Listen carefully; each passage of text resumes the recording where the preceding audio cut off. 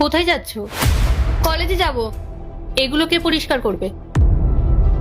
তুমি একটু করে দিও না। আমি তো কাজ করছি, বসে তো নেই। ঠিক আছে, যখন তুমি ওগুলো পরিষ্কার করবে তখন এগুলোও করে দিও।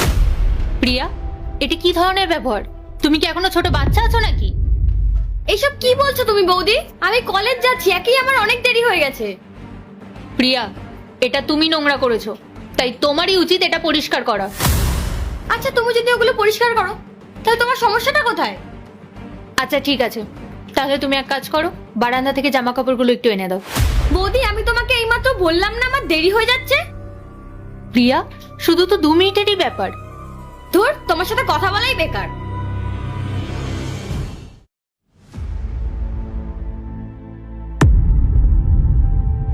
কি ব্যাপার, মুখটা এরকম ভারী করে বসে আছো কেন? ইন্দ্র, তোমার বোনের সমস্যাটা কি বলো তো? ও যে আমার সাথে ব্যবহার করে না, আমার ধৈর্যের বাঁধ ভেঙে গেছে। বাড়ির সব কাজ আমাকে একা হাতে সামলাতে হয়। যদি একটু ভুল করে ওকে বলি, প্রিয়া এটা একটু করে দাও তো, তাহলে 1000টা বাহানা শুরু করে দেয়। আমাকে যদি একটু একটু কাজে সাহায্য করে দেয়, তাহলে সমস্যাটা কোথায়? তোমরা কি আবার কোনো ঝামেলায় জড়িয়েছো? আমি কিছুই করিনি, যা করা তোমার বোনই করেছে। ও তো সবসময় সুযোগ খোঁজে কি করে আমার সাথে ঝামেলা করবে।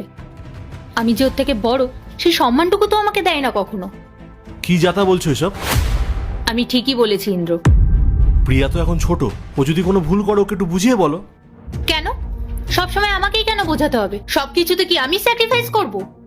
ওফ পূজা, এত ছোট ছোট বিষয় নিয়ে কেন যে অশান্তি করো আমি কিছু বুঝতেই পারি না। আমি অশান্তি করছি? গিয়ে তোমার বোনকে কিছু বলো। ও, সবসময় তো তোমার কাছে তোমার বোনই ঠিক আর আমি ভুল। দাদা, একটু আমার ঘরে আয় তো, জরুরি কথা আছে। কি হয়েছে, সবকিছু ঠিক আছে তো?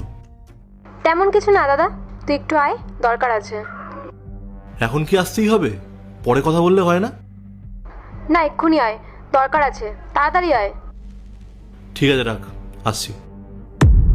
হ্যাঁ যাও, গিয়ে শুনে এসো তোমার বোন আমার নামে আবার কি নিন্দা করবে। যাও।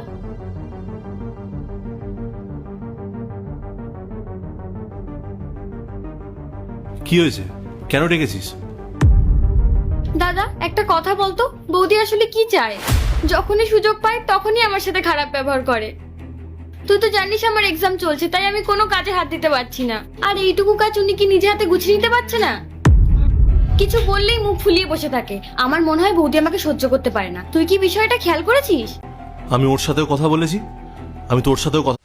পার্ট 2 দেখতে সাবস্ক্রাইব করো ভেলকু 78M।